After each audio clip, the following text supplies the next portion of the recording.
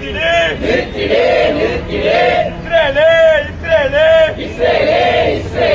10 லட்சம் மக்கள் வாழும் ரஃபாவின் மீதான அடுத்த கட்ட தாக்குதலை உடனடியாக நிறுத்திடு. கொல்லாதே இன அழிப்பு நடவடிக்கையாக அப்பாவி மக்களை கொல்லாதே